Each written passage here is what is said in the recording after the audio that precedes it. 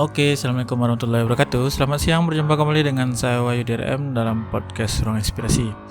Hari ini Ruang Inspirasi hadir memberikan informasi khususnya untuk para dosen yang akan mengajukan sertifikasi dosen, dan kali ini Ruang Inspirasi akan memberitahukan atau setidaknya memberikan informasi tentang tajuk yang diberikan oleh pemerintah atau Dijendikti, yakni Smart 2021. Jadi Serdos Smart 2021 ini memberikan suatu bentuk perubahan baru yang membaginya dalam beberapa tahapan yang dibuat lebih simpel, sehingga setidaknya ketika dosen mengajukan sertifikasi dosen, sang dosen dapat melakukannya dengan lebih mudah. Jadi sebelum kita lanjut untuk membahas Smart 2021 tentang Serdos, silahkan di like, di komen, serta di subscribe YouTube channel ini sehingga dapat bermanfaat bagi kita semua. Terima kasih. Dalam dunia profesi dosen, sertifikasi dosen ini merupakan suatu hal yang paling penting karena bisa meningkatkan kualitas dosen dan mutu pendidikan di sebuah perguruan tinggi. Tentunya dari tahun ke tahun akan banyak dijumpai perubahan tentang persyaratan dari sertifikasi dosen tersebut.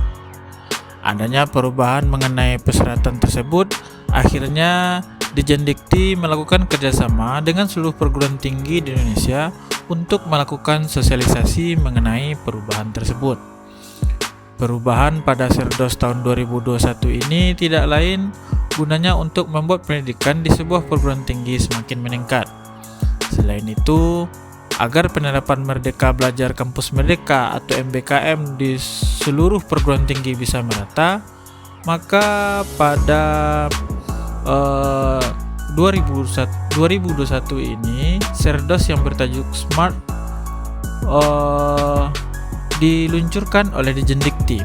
Smart itu mempunyai akronim Simple, Modern, More Informative, Accountable, Responsive, and Transparent, yang mana Serdos Smart ini akan berpacu pada pedoman yang biasanya ketika untuk Serdos sebelumnya ada 5 tahapan, kemudian diubah menjadi 3 tahapan. Jadi intinya tahapannya lebih simpel, kemudian dosen akan menjadi lebih mudah melakukan Serdos tanpa harus mengurangi tingkat kualitas dari dosen itu sendiri. Jadi, apa itu Serdos Smart 2021? Dalam sistem penilaiannya, penilaian itu ada 2 bentuk. Yang pertama, bentuk internal meliputi penilaian empirik dan penilaian persepsional.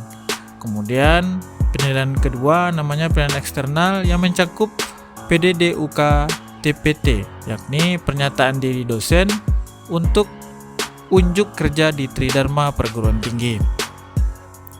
Sebenarnya perubahan yang paling mencolok dari skema Smart 2021 ini ada munculnya istilah PDD UKT PT.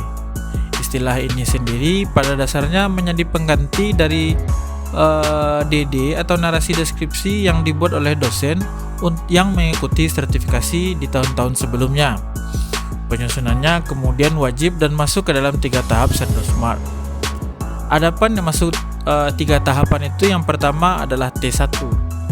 T1 atau tahap 1 ini merupakan tahap pertama yang diawali 2 tugas atau kegiatan dosen, yaitu pengusulan awal portofolio dosen dan penetapan calon DYS atau dosen yang disertifikasi. Pada tahap kedua merupakan tahap yang terdiri dari 3 poin. Dimulai dari penilaian persepsional yang diketahui masih tetap berlaku seperti sertifikasi dosen di tahun-tahun sebelumnya, namun akan ada beberapa perubahan di dalamnya. Kemudian ada penyusunan PDD UKT-PT tadi, kemudian yang terakhir adalah pengajuan penilaian eksternal.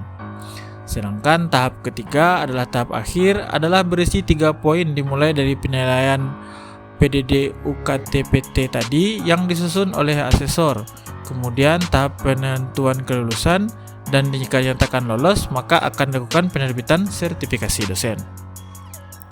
Dijelaskan pula untuk dosen yang dinyatakan tidak lulus pada tahap ketiga, misalnya maka dosen yang bersangkutan hanya perlu melakukan perbaikan di tahap kedua, yakni tahap yang terdiri dari 3 poin tadi, sehingga tidak perlu mengulang dari tahap pertama lagi.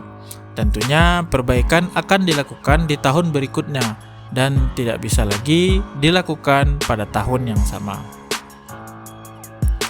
Pada proses sertifikasi dosen 2021 ini juga akan mewajibkan dosen yang bersangkutan untuk menyusun portofolio dan didasarkan pada nomor 37 tahun 2009, yakni portofolio ini dibagi menjadi 2 bagian. Jadi bagian pertama mencakup 8 poin dan bagian kedua mencakup 2 poin.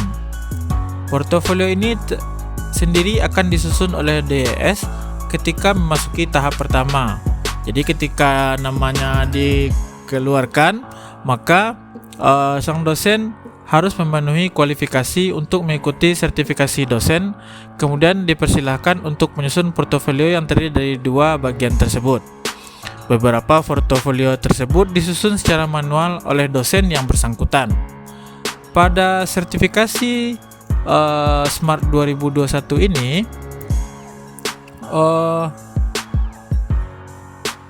berapa lagi prosesnya itu dilakukan di dalam Sister. Jadi semua dokumen itu yang sudah tersusun secara format semuanya sudah ada dalam sistem Sister, sehingga dosen tersebut tinggal menyesuaikan sesuai format yang ada di dalam Sister. Adapun dokumen yang sudah ada di dalam Sister tidak perlu diunggah ulang oleh DES, dan dokumen-dokumen tersebut diantaranya yang sudah ada di Sister yakni daftar riwayat hidup, dokumen ijazah, dokumen keputusan penetapan jabatan fungsional dosen, kemudian yang terakhir adalah dokumen keputusan penetapan golongan atau pempangkatan yang setara, seperti itu. Jadi dokumen tersebut sudah dilaporkan di dalam Sister sehingga DES tidak perlu menyiapkan dan mengunggahnya di sistem Sister kembali. Hanya beberapa saja dokumen yang perlu diverifikasi jika memang diperlukan. Oleh sebab itu, perlu disiapkan dengan baik oleh setiap dosen yang tahun ini akan mengikuti sertifikasi. Apalagi untuk LKD sendiri dan BKD, lembar kinerja dosen harus diinput atau harus dibuat selama 2 tahun sebagai syarat wajib dan disahkan oleh perguruan tinggi untuk mengusulkan sertifikasi dosen pada tahun 2021 ini. Kemudian dokumen yang perlu disiapkan secara manual lainnya adalah hasil dari tes kemampuan dasar akademik atau TKDA yang berasal dari lembaga yang diakui oleh Kemendikbud. Kemudian dokumen tes kemampuan bahasa Inggris yang juga berasal dari lembaga yang diakui oleh Kemendikbud. Dokumen satu lagi yang masuk dalam portofolio dosen bagian 1 adalah dokumen sertifikat AA atau pekerti dari perguruan tinggi pelaksana yang diakui oleh Kemendikbud. Sampai di portofolio bagian pertama ini tentu juga didasari adanya perubahan, yakni dokumen TKDA dan TKBI yang dulunya masuk ke penilaian sertifikasi, namun di Serdos Smart 2021 ini masuk ke dalam portofolio. Keduanya wajib disiapkan oleh dosen sejak awal dan bisa mengikuti tes jauh-jauh hari agar bisa fokus ke portofolio lainnya. Bagi calon DES yang sudah mampu melengkapi 8 poin di portofolio bagian pertama tersebut, maka statusnya sudah menjadi DES. Kemudian akan dipersilahkan untuk melengkapi atau menyusun portofolio bagian kedua yang terdiri dari 2 poin.